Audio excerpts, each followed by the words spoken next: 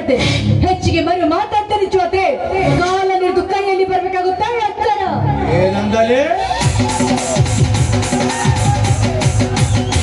ಶಬಾಷ್ ಶಬಾಷ್ ಶಬಾಷ್, ಬರೀ ಬಾಯಿ ಮತ್ತಿಂದ ಹೇಳಕತ್ತೀರಲ್ರಿ. ತಗೋರಿ ಕಾರ್ ಆಗಿನ ಕೈಯಾಗ ಒಮ್ಮೆ ಇದ್ದ ನಿಮ್ಮ ಅಪ್ಪಗೂ ಮಂಗೆ ಏನೋ ಈ ಮನಿ ದಣಿ ಅಂತ ತಿಳ್ಕೊಂಡು ಇಷ್ಟು ದಿನ ರಂಗಪ್ಪ ದಣಿ ಅಂತ ಮರ್ಯಾದೆ ಕೊಡ್ತಿದ್ದೆ.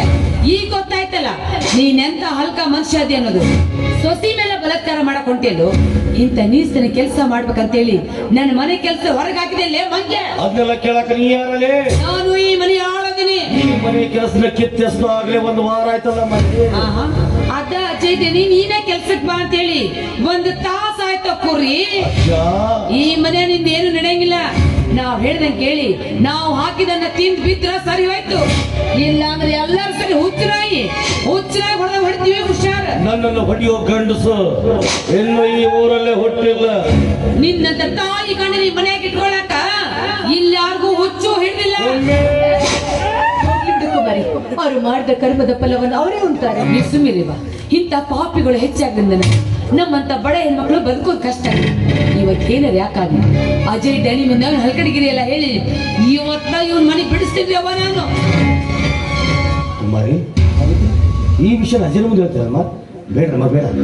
ಅದು 6 ಪೈಸೆ ಆದ್ಮೇಲೆ 60 ಮರವನ್ನು ಹಾಗೆ ತಿನ್ನದ ಹೆಸರು ಕೆಲಸ ಮಾಡಿದ್ದಾರೆ. ದಯವಿಟ್ಟು ನೀವೇ ನನ್ನ ಕ್ಷಮಿಸ್ಬಿಡಮ್ಮ.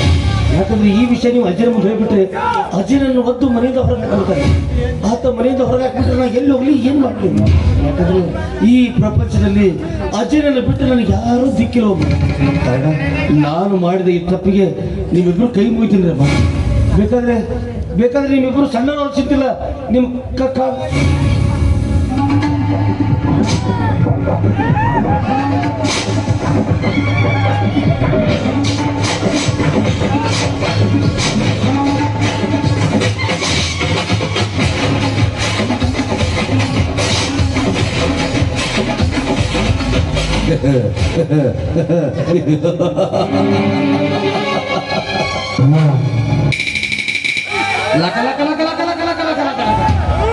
ఎప్పుడానికి అప్పుడు వచ్చడానికి ఎప్పుడానికి అప్పుడు పోవడానికి ఇది బసవలంట కాపాలే.